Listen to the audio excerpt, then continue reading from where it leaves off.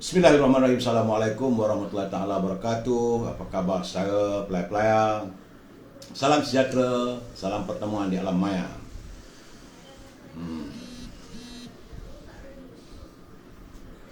Ya, Ruby Din dan pasangannya. Apa khabar?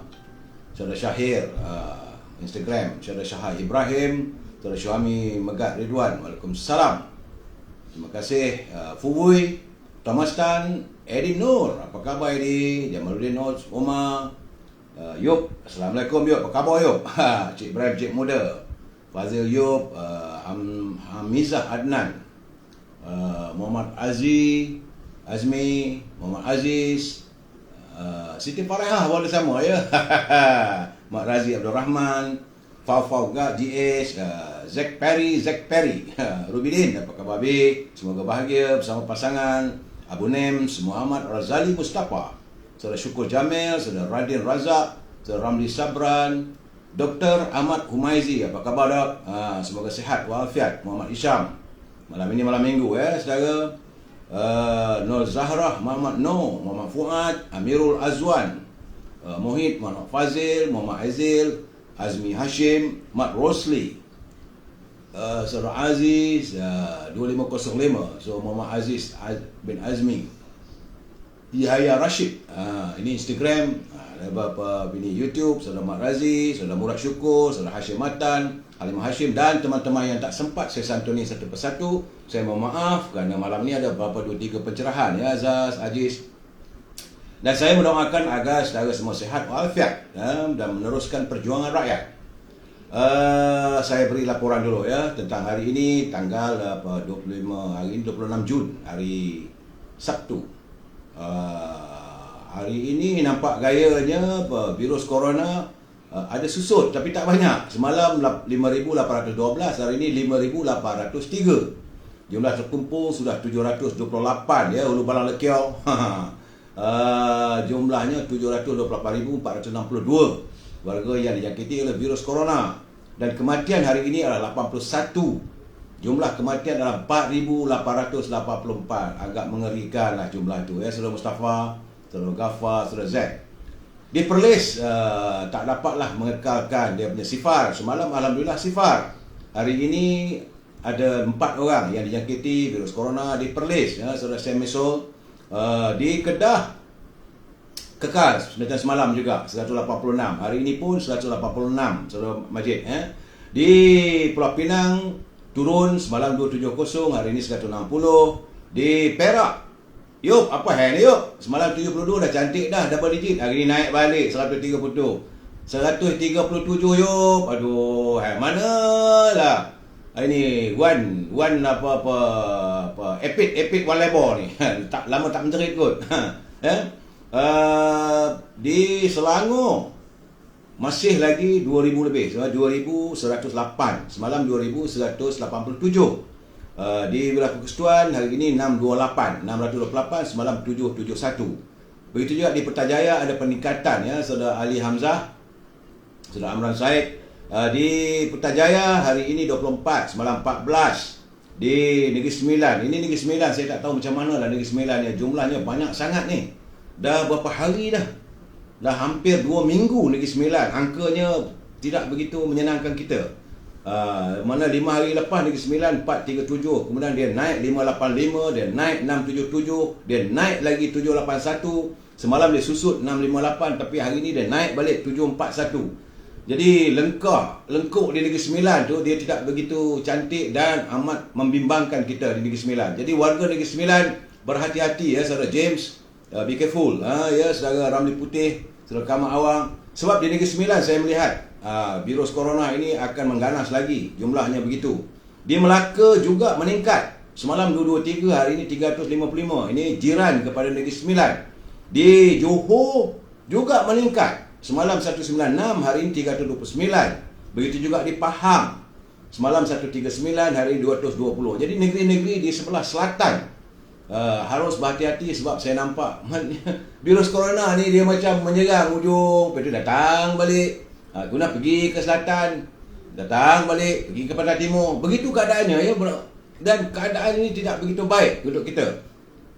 Tetapi alhamdulillah lah di Terengganu kekal double digit, bertambah kurang. Sebab semalam 46, hari ini 29. Tetapi di Kelantan ada sedikit peningkatan. Semalam 98, hari ini 103. Di Sabah juga ada peningkatan. Semalam 156, hari ini 189. Tapi alhamdulillah ini Labuan kembali double digit, iaitu 99, kurang 1, kedak 100 lah ya.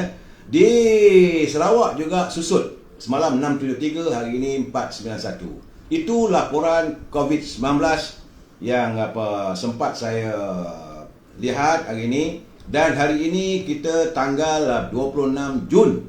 Jumlah keseluruhan untuk bulan ini adalah 155,205 orang warga yang dijangkiti oleh virus corona. Bulan lalu, Mei, sepanjang sebulan adalah 163,644. Apakah kita mampu mengurangkan? Sebab hari ini dah 26 hari bulan, 155. Saya tidak yakin kita dapat mengurangkan. Kalau besok naik, lusa naik lagi, rasanya mengatasi macam mana kata kurang. Kita pun tak faham lah macam mana pimpinan kerajaan mengatakan kurang dan sebagainya. Baik, saudara, itulah laporan COVID-19. Tazkirah singkat kita hari ini adalah tentang harga diri yang terletak pada hati saudara. Saudara ingat ya saudara, bila hati anda suci dengan iman dan takwa, maka anda amat berharga walaupun anda dihina oleh orang. Namun bila hati anda penuh dengan noda, maka anda adalah manusia yang paling hina walaupun diri anda disanjung. Di mata Allah SWT anda paling hina.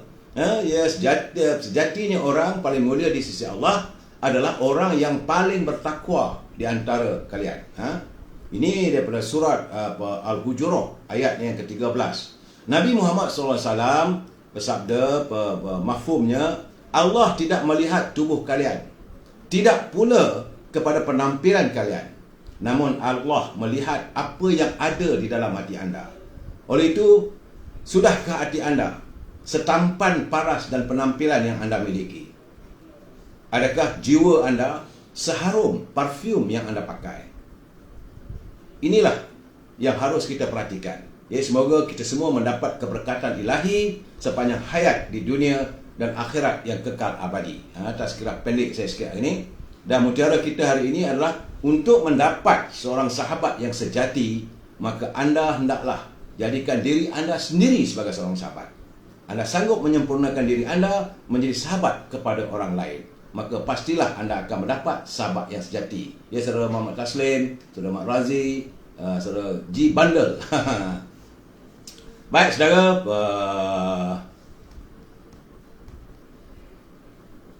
salam impian moratorium dan kumpulan wang simpanan pekerja RM10,000. Kalau negara berbelanja tanpa hemah, tanpa kelulusan parlimen dan sebagainya, kita khawatir negara akan menjadi muflis. Saudara syukur, kita mengharapkanlah minggu depan hari Isnin, sebab katanya saya tak tahu, mereka masih lagi sini pun kena belok. Tak tahulah saya, kalau dekat Instagram pun kena celok juga saudara jari, saya tak tahulah.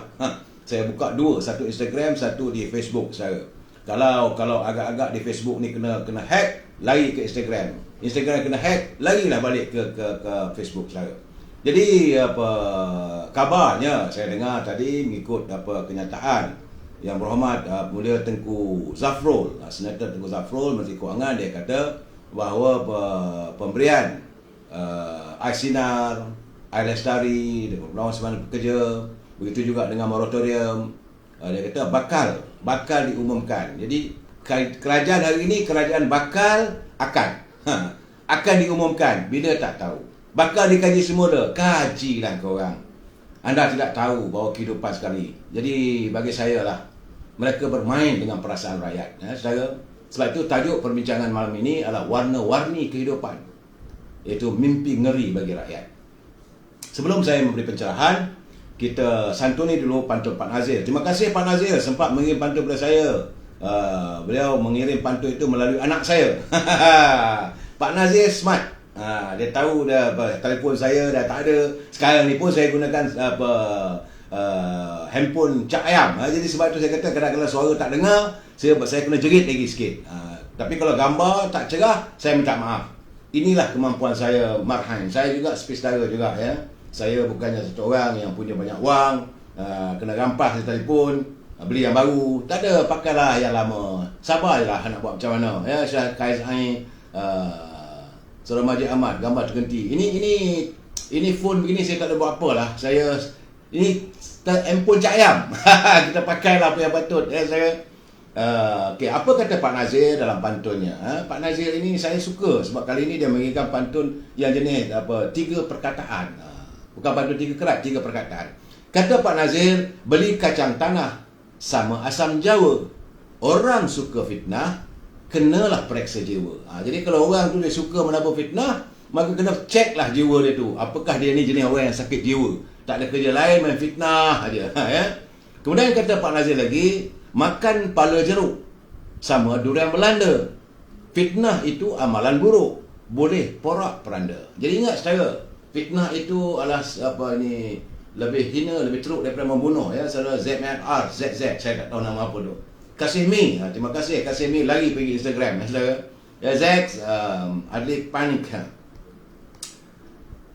Saya mesti memberikan peringatan supaya saya tak kena, sebab saya tengok teruk sangatlah kawan-kawan ni. Anda nak buat duit, buatlah. Saya tak marah. Tetapi tolonglah, janganlah anda potong sikit-sikit. Ambil tajuk yang sensasi itu, anda naikkan dengan tajuk itu. Itu meletakkan saya dalam keadaan yang sukar lah. Saudara Wan Munawan, Saudara Mahathir Hashim. Saya izinkan untuk anda pakai semua. Tapi bukannya, sebab saya kata bagi mereka yang menyunting live saya ini dan dimasukkan dalam channel YouTube atau Instagram ataupun dalam Twitter dan sebagainya, maka anda bertanggungjawab atas suntingan anda. Saya tak bertanggungjawab sebab saya tak mampu nak tengok semua. Cuma kadang-kadang saya tengoklah pukul 2 pagi, 3 pagi dah habis buat kerja apa semua tu, persiapan untuk malam besok nak cerita apa pencerahan atau pagi besoknya. Saya tengok ada banyaknya teman-teman yang saya tak kisah untuk anda jadikan itu untuk cari rezeki. Carry on lah, saya tahu dalam keadaan sekarang. Tetapi janganlah susahkan saya. Please, saya. Jadi, sebab saya katakan bahawa anda bertanggungjawab atas setiap suntingan anda. Saya tidak bertanggungjawab dan saya tidak tahu menau. Ini saya kena perlu jelaskan berkali-kali. Sebab tadi lawyer saya kata, Datuk kena ingatkan. So, that is your exit clause, dia kata. Kalau pergi mahkamah nanti, Datuk dia cakap, you tak tahu. Dia kena carilah orang yang menyunting tu, yang pandai-pandai buat pendek-pendek tu. Sebab live saya ni ada dia punya susunannya 1, 2, 3, 4 dan sebagainya, saudara, ya. Dan yang paling penting, kalau saudara berinteraksi dengan kayak saya, ya, saudara Rossi Desperado, saudara Rizal Ahmad, yang Maya, ya. Kalau saudara berbicara dengan saya dalam live ini, saya mohon satu saja. Gunakanlah bahasa yang baik, jangan maki hamun. Tak kisahlah anda sama ada bersetuju dengan saya ke, anda menyokong orang itu, saya tak ambil kisah. Sebab saya sentiasa ingat ruangan ini adalah ruangan pencerahan. Saya memberi pencerahan politik. Mengikut pandangan saya komen apa yang ada dalam dapatan saya, dalam internet, dalam newsok khabar, dalam kiriman kawan-kawan. Saya menyantuni. Saya memberi pencerahan. Ya? Tidak lain dan tidak bukan. Hanyalah untuk supaya kita dapat faham. Bukan saya untuk membela seseorang. Tidak sama sekali. Saya bebas walaupun saya warga UMNO. Saya orang UMNO, tetapi kalau orang UMNO tak betul, kita balun setengah mati. Jangan risau, saudara. Dan prinsip kita adalah we must agree to disagree. Kita mesti bersetuju untuk tidak bersetuju. Ya, saudara Rosli, saudara Jasril, Imam, saudara Pak Lang. Prinsip kita mesti bersetuju untuk tidak bersetuju. Anda boleh lontarkan pandangan dan saya boleh bersetuju, begitu juga saya boleh tak bersetuju. Cuma saya mohon, sebab saya tak pernah menggunakan perkataan yang bukan-bukan. Jadi janganlah anda maki hamun. Tak baik. Sebab ruangan saya ini ditonton bukan hanya di negara kita, di luar negara, teman-teman kita yang tinggal di Iraq, yang tinggal di Mesir, di Tanah Suci Mekah. Mereka menonton, bukan mereka tak menonton. Apa khabar saudara yang berada di Tanah Suci Mekah? Lama tak balik, ya? Tak apalah, anda dapat peluang lah untuk mengerjakan ibadat haji. Begitu juga ini yang tinggal di Scotland, yang tinggal di England, yang ada di Amerika. Mereka menonton. Kalau bahasa anda gunakan begini, mereka juga kecewa. Jangan kita kecewakan warga kita yang berada di luar negeri. Mereka perantau, menuntut ilmu, mencari rezeki. Ya, saudara? Bagi kenyataan tentang kenyataan Dr. Nazir Aziz. Nah, saya bab-bab begitu tu sebenarnya saya ada susunan. Ada saya insya-Allah saya kalau sampai bab tu nanti saya akan zone. Ya, jadi balon tetap balon. Saudara Didi. Kalau tak betul kita balon. Saya tak ambil peduli. Sama ada anda daripada UMNO, anda daripada PASKA, anda daripada Keadilan, anda daripada PBM, kalau tak betul memang kena balon. Itu bagi saya kerana saya melontarkan suara rakyat. Saudara, baik. Sekarang kita masuk bab bantulah rakyat. Ini derita rakyat. Sebab saya tengok hari ini, saudara, satu lagi kes bunuh diri. Ni kita nak tanya dengan pimpinan kerajaan. Sampai bila lagikah rakyat harus mengambil keputusan untuk menamatkan hidupnya? Kerana tak tahan. Petang tadi dapat satu lagi kes bunuh diri, terjun dari bangunan. Ini melibatkan seorang wanita yang sudah pun putus harapan untuk meneruskan kehidupan mereka. Jadi dia sebab katanya, dapatan saya, dia 2-3 hari murung kerana tidak ada pekerjaan, hidup nak minta orang nak makan untuk anak dan keluarga. Jadi dia putus harapan. Kenapakah pimpinan kerajaan tidak mahu memikirkan soal ini untuk rakyat? Sebab itu saya katakan, hulurkanlah bantuan, keluarkanlah. Kita ada duit daripada tabung zakat, kita ada duit daripada batu mal, keluarkanlah. Dalam keadaan sekarang ni rakyat tengah susah. Ya, saudara Ismail Jair, saudara Narsidun, ini masalah. Akhirnya saya khawatirlah kalau nanti ada lagi umat Islam bunuh diri. Nauzubillah minaz zalik. Saudara, apabila seorang itu mencabut nyawanya sendiri, itu keluar orang yang tidak lagi, orang kita tak tahulah, saya tak faham dengan hukum sangat, tapi katanya kalau mati bunuh diri itu murtad katanya. Aduh, janganlah sampai begitu. Sebab hari ini satu lagi kes bunuh diri berlaku. Kemudian saudara, saya tengok laporan Asro Awani semalam. Seorang ibu tunggal, dia berusia 45 tahun, mengalami sakit jantung. Dia dah buat melakukan pembedahan jantung, iaitu Ibu Siti Suzani. Dia punya 5 orang anak. Dulu dia kerja sebagai seorang analis daripada syarikat cari gali. Dia tergolong dalam kumpulan M40, M60. Jadi pendapatannya baik, tinggal di Pulau Pinang, Saudara Hashim, Saudara Mak Khairul. Jadi tiba-tiba bila datang keadaan sekarang ni, dah 2 tahun tak ada pekerjaan, dia terpaksa hidup meminta-minta. Dia dapatlah bantuan lebih kurang RM500 daripada Jabatan Kebajikan Masyarakat. RM500 nak makan macam mana, sewa rumah macam mana, sebab dia dah berpindah daripada Pulau Pinang, pindah di Sungai Petani. Anak dia ada usia 21 tahun, 17 tahun, 13 tahun, 11 tahun dan 10 tahun masih bersekolah. Saya amat bersimpati dengan beliau sebagaimana dilaporkan. Sedih saya baca catatannya. Dia biasa hidup senang. Tiba-tiba bukan atas sikap dia.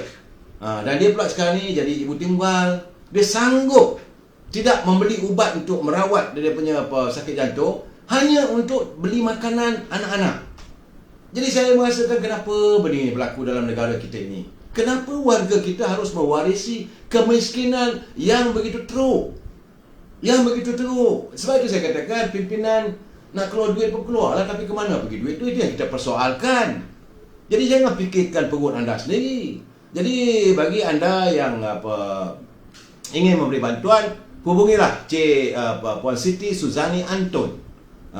Jadi dia siarkan dalam Asro Awani itu, kalau nak bagi terima kat dia, CIMB Bank 762-904-7415. CIMB 762-904-7415 atas nama Puan Siti Suzani Anton. Kesianlah.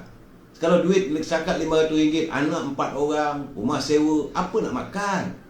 Anak sekolah lagi, dan dia pula sakit jantung. Dia beli ubat tu mahal. Cuma yang sekarang ni ubat yang dia gunakan hanya untuk mencairkan darah saja. Rawatan lain tak mampu beli. Jadi dia menanggung penderitaan, saudara saudara Optalog dan sebagainya, saudara Azrin. Dan saya melihat keadaan begini, derita rakyat. Kemudian saya terkesan lagi. Ini di Kampung Pasir Putih, di Tualak, Kedah. Seorang gadis berusia 20 tahun terpaksa mengalas tugas apabila ibunya meninggal dunia akibat keseimbangan jalan raya pada 30 April lalu. Usia 20 tahun, iaitu Nur Farah Ashikin Nur Azmi. Dia bersama 4 adiknya. Sebab dia akan berusaha untuk menyantuni dan melangsaikan pesan ibu dia. Sedih saya baca. Bapa tak ada, mak tak ada. Dia seorang usia 20 tahun. Kerana waktu di hospital sebelum ibunya meninggal dunia berpesan, jagalah adik-adik, jangan berpisah. Aduh, ya Allah, ya Tuhanku. Dan bagaimanapun saya berterima kasih. Sebab kabarnya wakil pegawai khas kepada ahli parlimen Padang Terap, Encik Jasnizam Husni, dan telah pun pergi menyantuni, dan saya berharap supaya bantulah keluarga ini. Saya tak sampai hati mendengar begitu. Ini semuanya saya berpunca daripada keadaan negara kita. Saban hari rakyat saya terima. Kemudian saya tidak ambil kisah. Kalau saudara ada cerita begini, kirakan pada saya akan wawarkan. Tak ada masalah. Apa salahnya kita membantu, ya Kak Semi? Ini memanglah dah tenat nyawa-nyawa ikan. Saudara, dalam keadaan begini, saya bertanyalah, apakah ini PKP 3.0 ini akan dilanjutkan? Kabarnya akan dilanjutkan. Makin teruklah hidup rakyat lagi. Aduh, ini satu kes lagi, sengsara 10 beranak. Hidup dalam kedaifan di tempat Kelantan. Ini culipan saya daripada laporan daripada Harian Metro.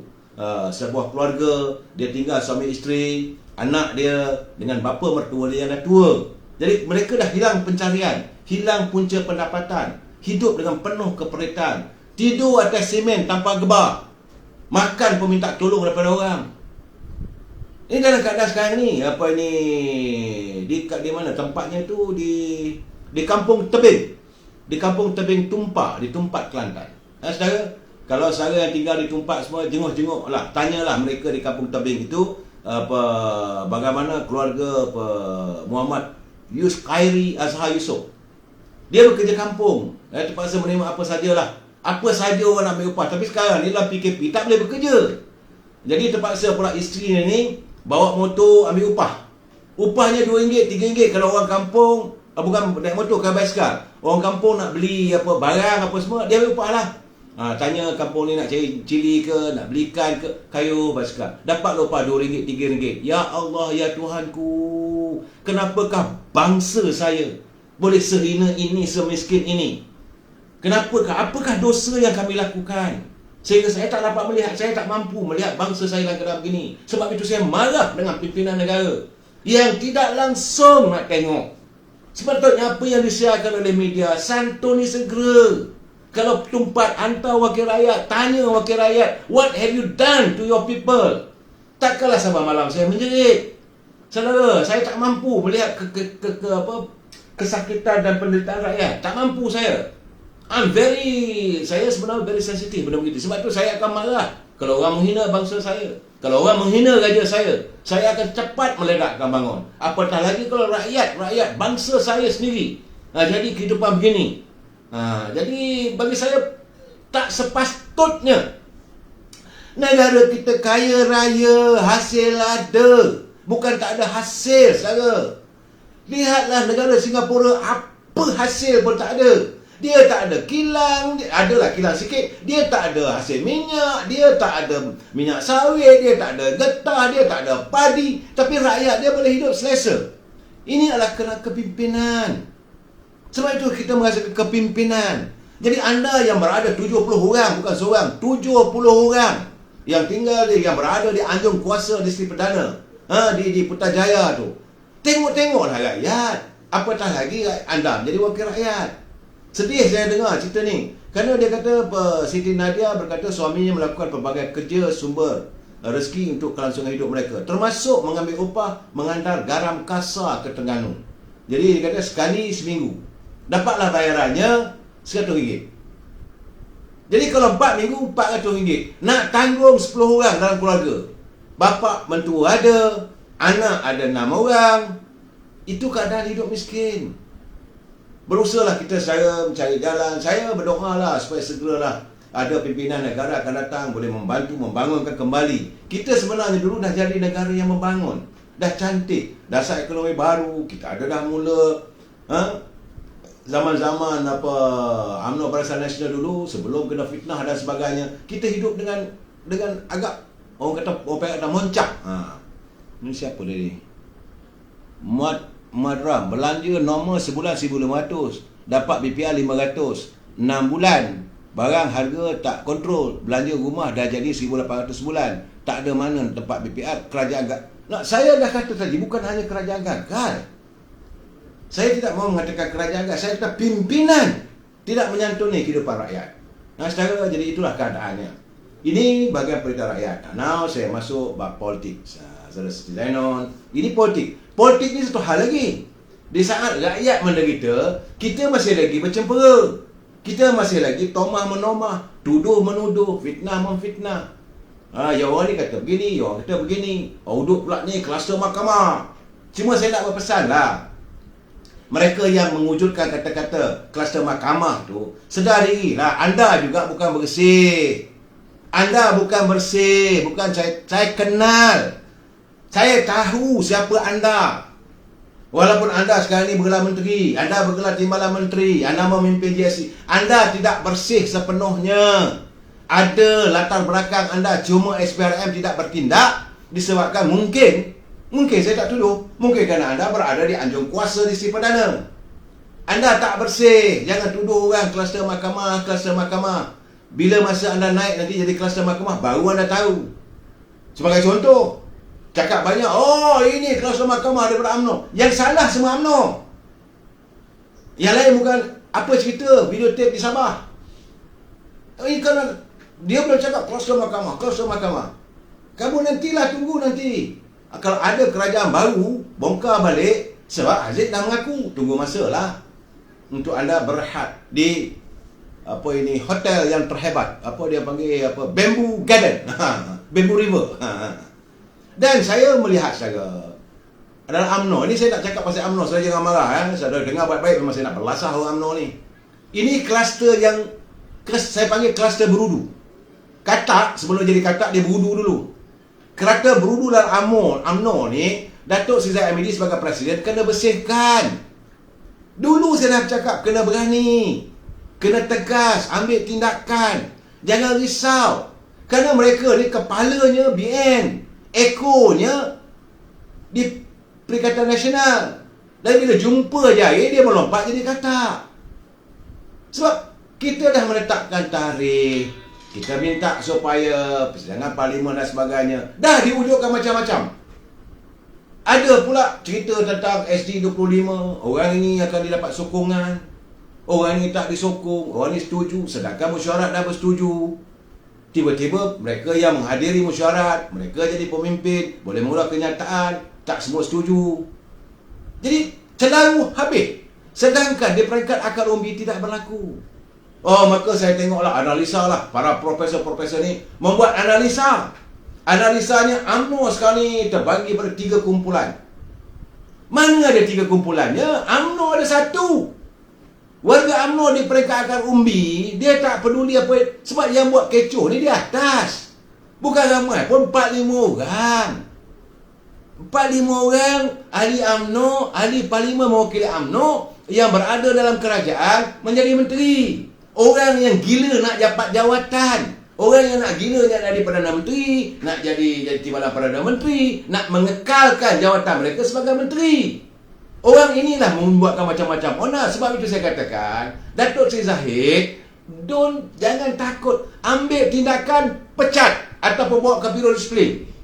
Anda tegas, percayalah, yakinlah. Ahli akar umbi sedang tunggu. Sebab mereka pun malu. Warga UMNO akan berasa malu. Apa punya pemimpin ni? Dengan SD macam saya kata 3 malam dulu, dengan SD 25 saja nak claim nak jadi Perdana Menteri. Dia ketawa dia orang. Buat kerja gila. Anda nak jadi gila, dah gila sendirilah. Anda nak pergi luar negeri, anda pergi luar negeri lah. Anda nak apa pun buatlah. Tetapi jangan damagekan, jangan rosakkan UMNO. Perpaduan UMNO di peringkat akar umbi intact. Tak ada kumpulan Zahid Hamidi, kumpulan Syamul. Tak ada. Ilek, pecilek. Tak ada. Mereka sahaja yang mewujudkan suasana begitu.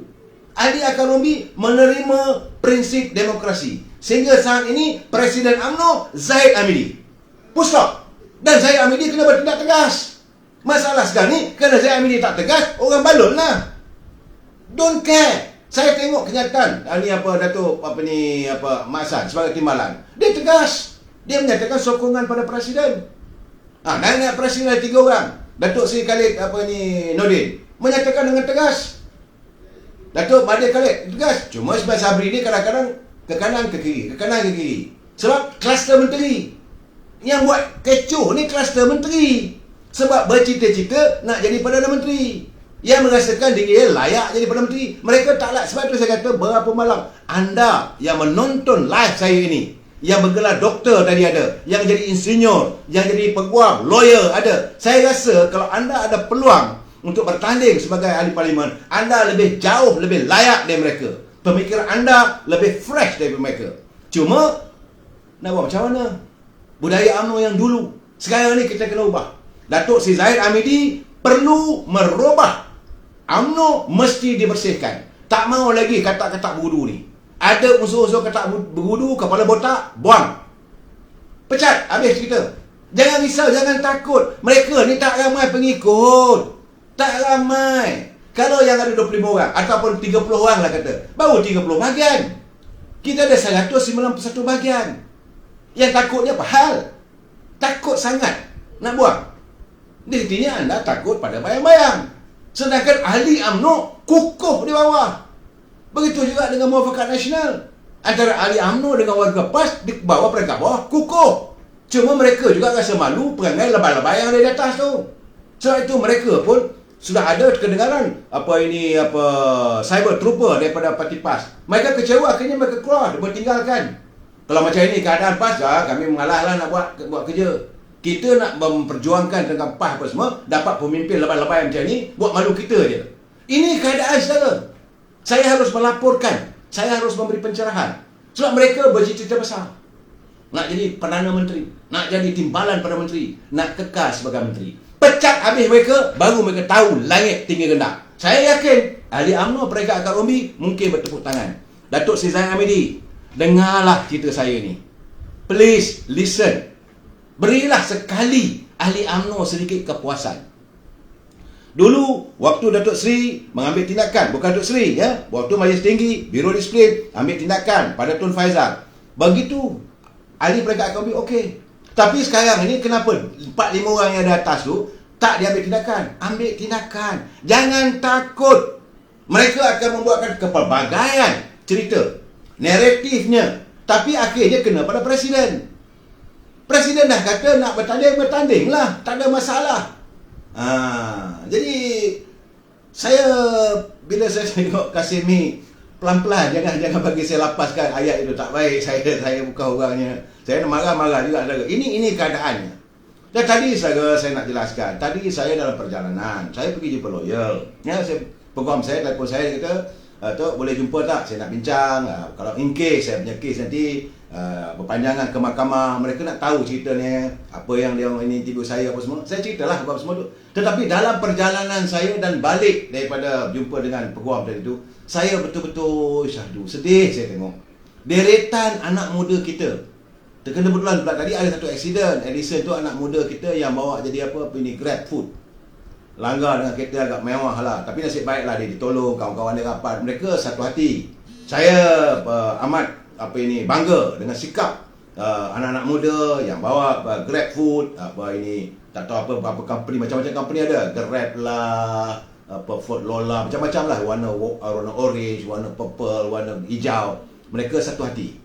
Mereka tak kisah mereka mewakili mana-mana pun. Tetapi saya sedihnya kerana melihat ramai, bukan sedikit.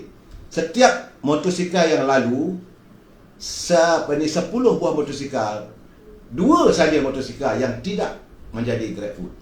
Artinya daripada 10, 8. Kalau kita nampak 100, memana 80 yang membawa. Jadi begitulah kehidupan susahnya hari ini. Dan anak-anak muda ni mengejar waktu. Sebab kerana PKP ni sampai pukul 8 malam saja. Mereka mengejar waktu daripada jam 8 pagi sampai jam 8 malam. Untuk mengantar makanan, untuk mengantar apa yang patut. Jadi kalau ada pelanggan ni, cepat-cepat cari. Jadi kerana mereka bekerja tu, saya sedih tengok berit motor. Panas terik saudara. Bila hujan, paksa duduk berteduh bawah jambatan. Kenapa bangsa saya tak paksa duduk berteduh bawah jambatan? Dan mereka ini bukan main-main. Ada latar belakangnya. Adanya insinyur pun ada saudara. Bukan sembarangan orang. Tadi saya naik Grab tadi, dia kata, saya tanya, kata, you dulu buat apa? Dia kata, dia dulu adalah sebagai seorang insinyur, sebuah syarikat pembinaan. Dia kata syarikat saya dah gulung tikar. Aduh, sedihnya. Semalam dia kata encik adalah orang yang kedua. Ini pagi ini saya bawa encik adalah orang kedua, tuan. Dan ini semalam dia kata saya cuma dapat RM35 saja. Yalah, keluar pukul 9, habis sampai 8 malam saja. Dan orang pun tak ramai keluar. Sebab perintah kaulah pergerakan. PKP lockdown. Food Panda, Grab Food. Kebanyakan bangsa Melayu ke sini. Benar. Tiada yang benar, melainkan benar belaka. Anak-anak muda kata. Jadi kalau nak kata orang Melayu ni malas, mana malasnya? Mereka tak ada peluang pekerjaan. Nak cari duit, bukan banyak dapat pun. Tiap-tiap sekali hantar makanan tu dapat RM2, ada RM4, ada dapat RM5 kalau banyak ordernya. Jadi, saya sedih lah tengok keadaan begitu. Ini keadaan saudara dalam keadaan. Berkali-kali saya katakan kenapa benda ini berlaku pada bangsa saya. Jadi inilah warna-warni kehidupan di tengah kota raya sekarang ni. Anak-anak muda terpaksa panas, bekerja dan kadang-kadang terjebak dalam bahaya, kemalangan, ada yang jatuh motor, ada yang meninggal. Jadi dia kata pecat je lah lembu-lembu menteri itu. Saya bersetuju. Saya yakin berhubung dengan menteri-menteri ni, kalau saya pecat jadi UMNO pun okey lah. Biarlah mereka, tak apalah. Kalau mereka sayang dengan PBM, teruskanlah. Kita pun tak marah. Teruskanlah kerjaya anda sebagai menteri. Sebab sekarang ni pun, sebab anda lah maka UMNO terpalit. Orang mengatakan UMNO penyebab kepada kehancuran kehidupan rakyat hari ini. Kerana sebahagian besar menteri-menteri yang ada dalam kerajaan itu datang daripada UMNO. Sedangkan UMNO tidak mempunyai suara yang besar. UMNO cuma duduk di tepi-tepi saja. Sekadar menteri picisan. Kalau saya bagi gelaran, dia dah marah. Ini keadaan sebenarnya. Tarik je lah sokongan tu. Tak payah dah. Buat kenyataan, UMNO flash. Full stop. Tak ada apa lagi. Ni saudara, itu tentang masalah Grab. Tapi masalah sekarang ni, saya melihat juga bagaimana dengan peniaga nasi lemak. Bagaimana dengan makcik-makcik yang jual goreng pisang tepi jalan. Saya nampak tadi ada 3-4. Dulu tak ada begitu. Sekarang ada 3-4 jual goreng pisang. Sedih, tak ada orang berhenti pun. Yang jual nasi lemak masih ada lagi berbaki yang pagi tadi. Dan malam memang tak boleh berjual apa-apa. Dan begitulah keadaan hidup yang begitu sukar. Untuk dapat duit RM5, RM10 sehari. Dan kalau duduk di Kuala Lumpur ni nak kena bayar sewa rumah, anak nak sekolah, nak kena beli tab dan sebagainya. Bangsa lain kalau buat Grab Food, orang kita tak mau beli sebab was-was. Saya tak tahulah itu, saudara syukur. Saudara Karam Singh jadi menteri lah dia dah. Nah, kita tak nak jadi menteri. Saya orang offer saya menteri, no. Saya tadi pun dapat peguam pelajar saya. You sebenarnya nak jadi apa ni? Kata, cara you bercakap ni, kau semua. So, kalau ni tukar kerajaan nak jadi menteri, saya kata, no. Saya akan kekal sebagai ombudsman. Kalau di Amerika, dia pakai ombudsman. Rakyat akan menyalurkan segala masalah. Saya adalah orang perantaraan. Saya akan salurkan pada menteri yang patut. Kalau tak selesai, kita balun. Itu impian saya. Saya akan wujudkan sebuah pejabat. Ada kaki tangan. Yang menjaga pantai timur, yang menjaga selatan, yang menjaga utara, yang menjaga sentral, yang menjaga Sabah, Sarawak. Mereka akan bagi feedback. Setiap feedback ni kita akan siasat. Yang mana benar tak benar dakwaan. Kalau benar, miang menteri itu kita kerjakan. Itu impian saya, saudara. Saya nak jadi suara rakyat. Impian saya. Memang saya bercita supaya saya ini adalah tempat suara rakyat. Saya lebih senang begitu. Sebab saya tak ada makan gaji, saya buat sendiri. InsyaAllah. InsyaAllah. Kemudian saya terfikir tadi, kerana not only makcik jual pisang, jual goreng pisang, jual nasi lemak, bagaimana peniaga buah? Sampai lisut buah-buah mangga yang dijual tu. Kerana orang tak beli. Pisang pun sekarang dah lebih ranum, setengah hitam. Saya lalu tadi seperti Allah, ya Allah, susahnya. Dan masalah yang terbesar, ni saya berbual dengan pemandu Grab tadi, adalah notis lori kereta. Ini masalah sebenarnya. Bank masih lagi belum memberi moratorium. Setara, saya dapat kiriman ada satu orang. Dia dulu pilot. Dulu dia pemandu pesawat terbang. Gaji dia puluhan ribu. Okey lah. Dia duduk, kemudian dia buat investment, dia dah beli rumah untuk masa tua dia. Kemudian dia beli kereta, of course lah pilot, mestilah BMW dan sebagainya. Saya dah tahu, 2 buah kereta dia habis kena tarik. Dan dia sekarang ni bergelut dengan masalah untuk menyelesaikan dia dah beli rumah. Itu beli hartanah dia sebab akan dilelong oleh bank. Gaji tak ada sebab syarikat penerbangan dah 2 tahun dia tak terbang. Tak ada pendapatan. Sedih saya dengar cerita dia. Dan itu seorang, banyak lagi kes orang yang tidur malam diburu mimpi-mimpi ngeri, kereta akan ditarik, motor akan ditarik, rumah akan disita oleh bank selagi kerajaan tidak mengumumkan moratorium 6 bulan tuntas. Ini yang kita tuntut sampai sekarang. Susah benda mana pun. Semalam saya dah bercakap, kemarin saya dah bercakap, perlu saya jelaskan lagi. Apabila menteri ni, siapa pula kau ni? Apabila menteri ni, apabila bank dapat susah nak kena hukum muflis dulu, minta daripada kerajaan tolong bail out. Kerajaan bagi duit, gunakan duit rakyat berbilion-bilion. Ini zaman Dr. Mahathir dulu. Jangan lupa, Dr. Mahathir boleh kesahkan pada saya. Jangan pula dia kata tak tahu, lupa. Betul dia depa kata, ini bukan soal depa kata. Ini realitinya. Maka bank-bank ini diselamatkan dengan bailout. Dan sekarang ni bank dah kaya-kaya. Bailout tu bayar tak tahu. Apakah mereka bayar balik pada kantong negara? Dan cuma kita minta, bukan minta duit, kita minta moratorium. Tangguhkan dulu tindakan mahkamah, tindakan untuk mengambil hutang. Waktu saat rakyat tak ada pendapatan. Bila besok dah buka balik PKP ni dan ekonomi boleh berjalan semua, bayarlah. Bukan nak lari daripada hutang. Apa bingai sangat ni? Apa bengong sangat ni? Bank ada buat keuntungan. Dan sekarang ni, kalau rakyat terkurung di rumah, tak boleh ke bank kurungkan diri daripada mengutip hutang. Tak boleh. Duit ada, mereka punya bilion-bilion. Tiap-tiap bank buat pengumuman, untung 2 bilion. Bank ini 3 bilion. Bank ini 3.5 bilion. Tak boleh. Apa itu ada pula tutup cawangan. Okey. Sementara ini tunggu. Tapi cuma moratorium jangan terlaksana. Jangan dan rumah. Masalah ni rumah lah. Rakyat tak mampu nak bayar sewa rumah. Nak bayar hutang rumah tak boleh. Cuma saya dapat beberapa call. Dia kata Along dah mula beredar, berkeliaran di depan rumah. Sebab dia ada lah kali terpaksa lah pinjam duit Along. Maka Along minta tuntutan. Dia tak mampu nak bayar. Jadi saya kata, kalau anda kenal Along tu, sebelum mereka menimbah cat merah depan rumah, dapatkan nombor telefon balai polis. Tengok kalau orang yang tidak, dia yang disyaki 3-4 kali beredar di hadapan rumah anda, segera hubungi pihak polis.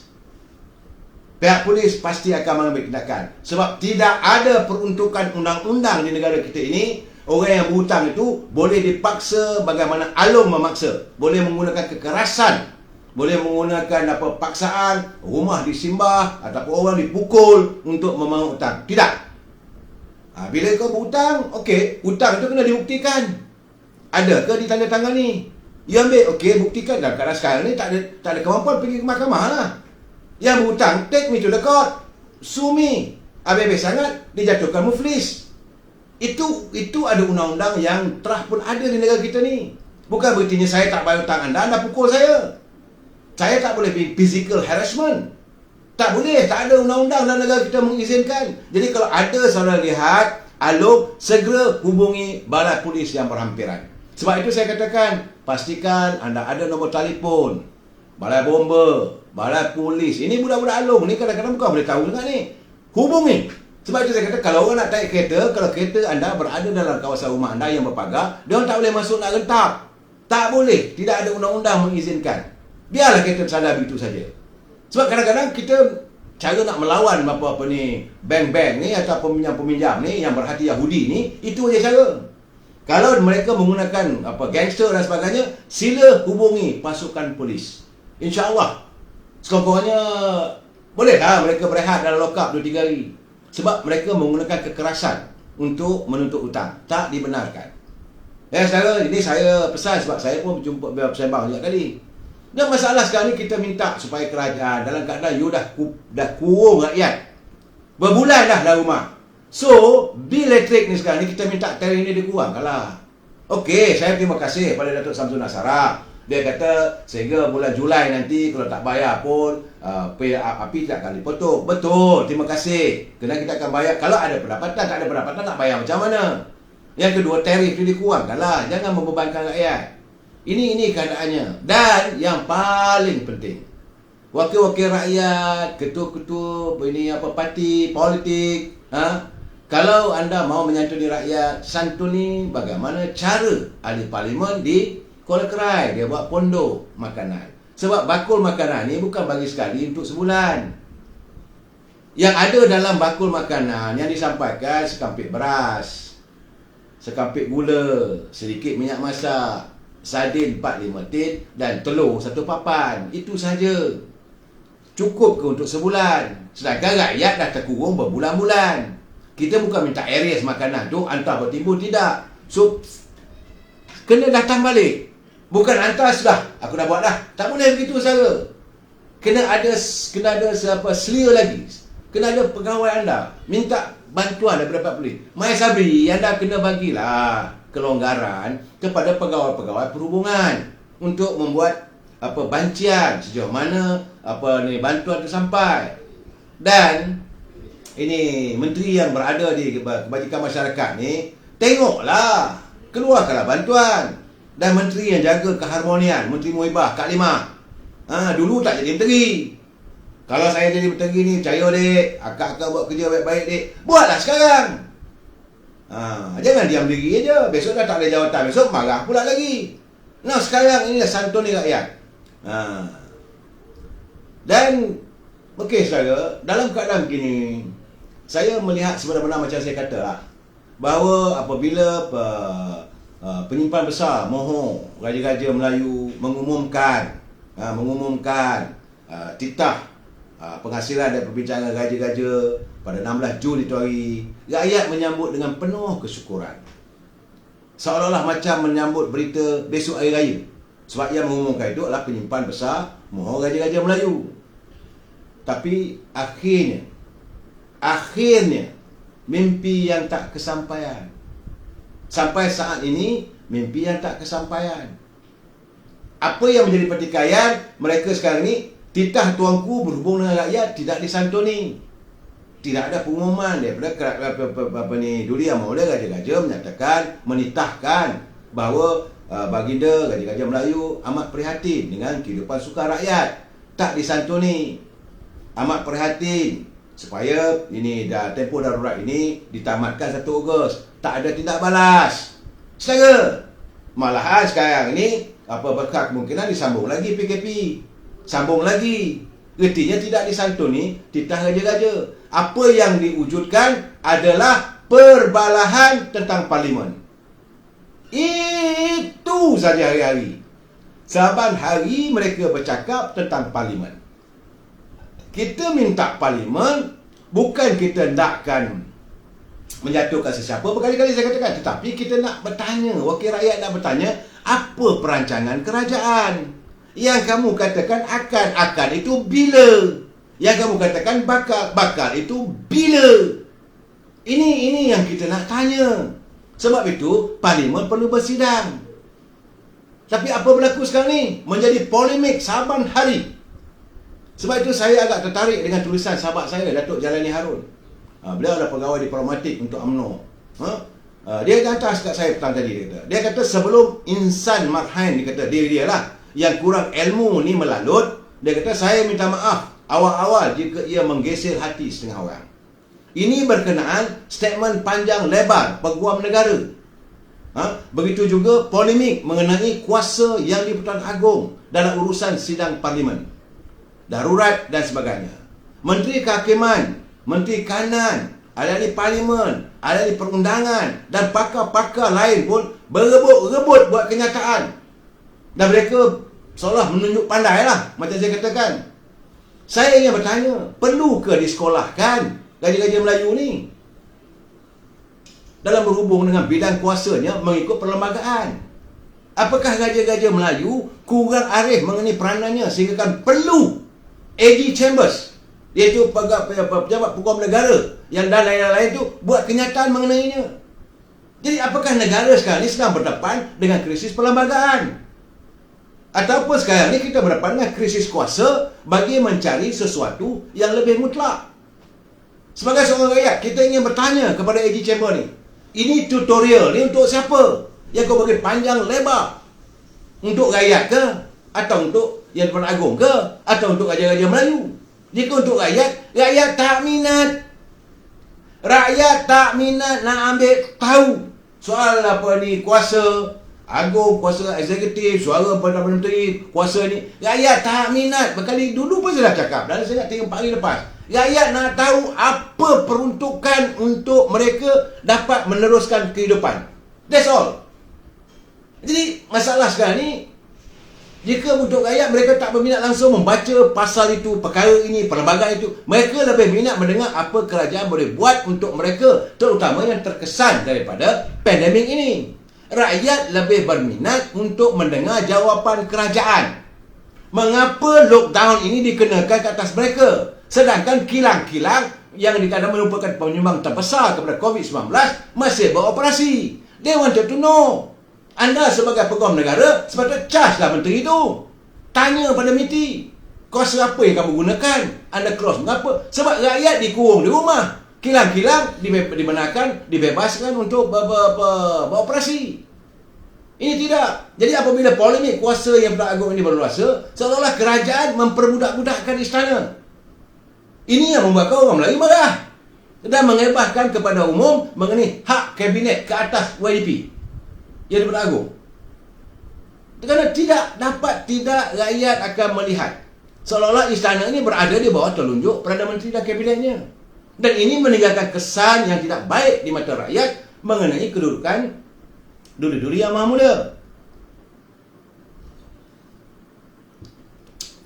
Jadi kata Datuk Jalani, ini persepsi kami di bawah. Bila dengar kenyataan yang dibuat oleh AG Chambers, jadi terdesak sangat ke kerajaan sehingga terpaksa digunakan Jabatan Peguam Negara dan sumber lain untuk kekal berkuasa dan menjadikan pandemik ini sebagai alasan untuk tidak membuka sesi parlimen. Kata Datuk Jalani, saya difahamkan juga PRU perlu diadakan dalam tempoh 6 bulan selepas darurat diisytiharkan. Dan mengikut logiknya, Malaysia sudah pun tidak ada kerajaan kalau begitu. Ini pandangan dia. Jadi janganlah bongkar dengan menjadikan hujah perlembagaan sebagai helah. Jangan jadikan hujah-hujah perlembagaan ini sebagai helah anda. Apa motif sebenarnya kenyataan seperti itu dibuat? Nak tunjuk kuasa kerajaan mengawal Yang Dewan Agong dan Raja-Raja Melayu. Kita menyokong segala usaha kerajaan untuk mengawal pandemik. Itu saja. Yang baik tetap baik. Dan yang tidak itu tidak akan, kita tak akan mengaku yang ini. Tapi agak pelik bila kerajaan bersungguh-sungguh membuat kenyataan panjang lebar. Jadi Yang Dewan Agong dah pun tentulah dah maklum dan arif mengenai bidang kuasa baginda. Jadi jangan sesekali cuba mengalihkan kegagalan kita dengan menjadikan bidang perundangan sebagai jalan keluar. Sebenarnya kata Datuk Jalani, dia kata dunia sedang mentertawakan kita kerana mempunyai kerajaan bidang terjun yang tidak melalui pilihan raya seperti peristiwa darurat dan lockdown suam-suam kuku yang sama sekali gagal mengawal pandemik ini. Beliau Datuk Jalani ini sering berhubung dengan para diplomat. Dia pegawai diplomat untuk UMNO. Dia kata diplomat asing yang saya temui turut mempersoalkan darurat untuk apa sebenarnya. Sebab itulah mungkin gamaknya maka pelabur-pelabur lari meninggalkan kita. Jadi janganlah heret istana ke dalam kancah kepincangan kita. Jangan pula cuba meletakkan Duli Yang Mulia Tuan Agong dalam kesangsian rakyat. Jika inilah niat pihak-pihak di atas, this is akin to a mockery of the constitutional monarchy. Perlu juga ada kesedaran mengenal siapa dan apa kedudukan kita. Jadi sedar dirilah. Janganlah kamu nak heret istana, buat polemik begitu, panggil peguam ini, bercakap seolah-olah nak tunjuk bahawa anda berkuasa. Apa yang wujud ialah krisis kuasa sebenarnya. Apa parti sekalipun, ahli-ahli parlimen mereka adalah wakil yang diundi rakyat. Jadi kepada mereka yang dipilih itu, depanilah masalah rakyat. Jadi Saudara Datuk Jailani kata, daulat tuanku, beliau mempertahankan Raja-Raja Melayu. Dan kita pun hairan.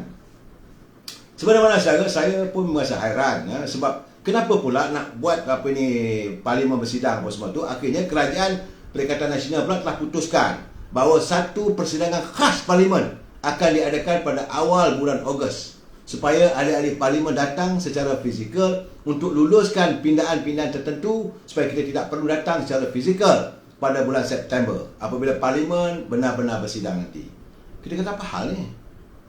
Kita nak supaya parlimen bersidang seperti biasa. Bukannya satu sidang parlimen yang khusus untuk ada untuk jawatan kuasa khas. Sebenarnya tak perlu pun. Kalaulah matlamat utama sidang khas sebutlah untuk ahli-ahli parlimen meluluskan pindaan itu, boleh gunakan kuasa darurat. Tak perlu pun. Kalau parlimen hybrid boleh bersidang pada awal bulan Ogos. Jadi patutnya buatlah juga untuk bulan September. Agak pelik. Dewan-dewan undangan negeri pula boleh bersidang secara fizikal.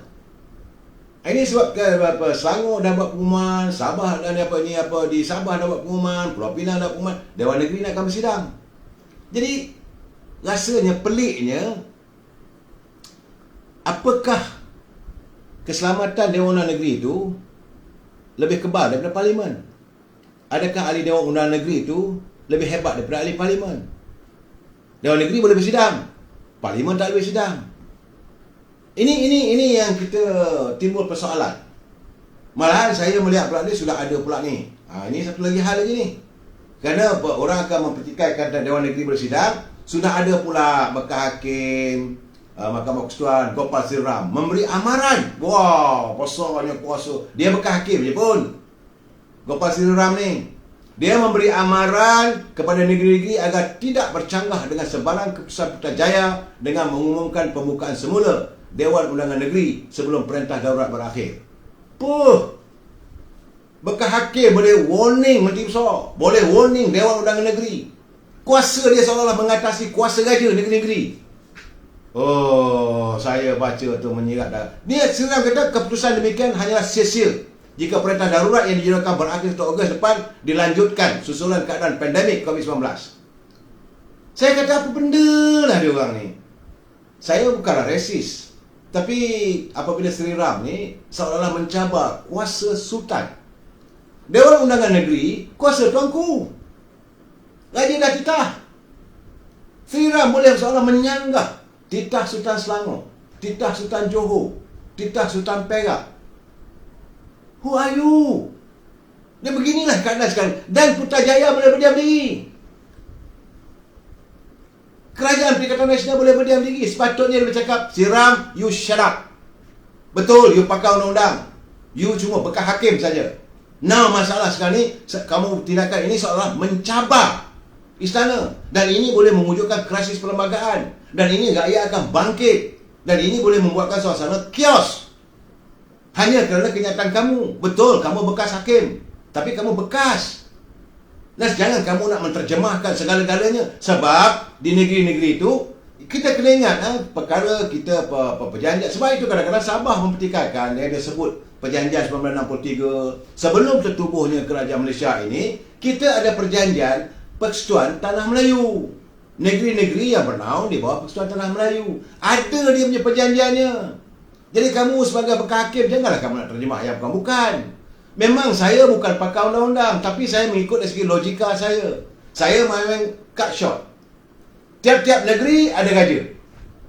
Urusan negeri di bawah raja dia. Jangan ada sesiapa yang mencabar. You mencabar kuasa raja, you can buat meh. Anda akan berdepan. Dan sebab itu saya marah kalau orang UMNO berantakan sama sendiri. Orang melihat kita berpecah belah, kita tidak akan mampu untuk memperjuangkan istana. UMNO itu lahir di istana. UMNO tugasnya memperjuangkan istana. Bila orang macam Sriram mencabar Dewan Undangan Negeri, tak boleh diadakan dan sebagainya, kononnya ada undang-undang dan sebagainya, UMNO sepatutnya ke depan. Sebab ini kuasa raja-raja Melayu seolah dicabar oleh seseorang, mereka yang kononnya tahu tentang apa ini undang-undang. Bagi saya too much. Maaf cakap saudara, ini sudah lebih. Ini anda sudah pijak kepala saya. Sebab ini keadaannya Sri Ram diingatkan bahawa agung dalam sistem raja berperlembagaan tertakluk kepada nasihat Perdana Menteri. Masih lagi nak diputarkan. Dan pimpinan negara mengizinkan. Sepatutnya Perdana Menteri panggil Sri Ram, shut up. Bagi tahu pada Ketua Hakim Negara, Tengku Maimun, Tengku, tak maaf lah, saya tak nak mencampuri. Sebab separation of power. Saya tak nak mencampuri, tapi rasa-rasanya dalam keadaan ini susah ni, elok nak nasihatkan Sri Ram. Bila Sri Ram mencabar negeri-negeri untuk mengadakan persidangan Dewan Negeri, ini bagi saya adalah mencabar kuasa Raja-Raja Melayu. Sebab Tuanku Johor telah menitahkan 12 hari bulan Ogos Dewan Negeri bersidang.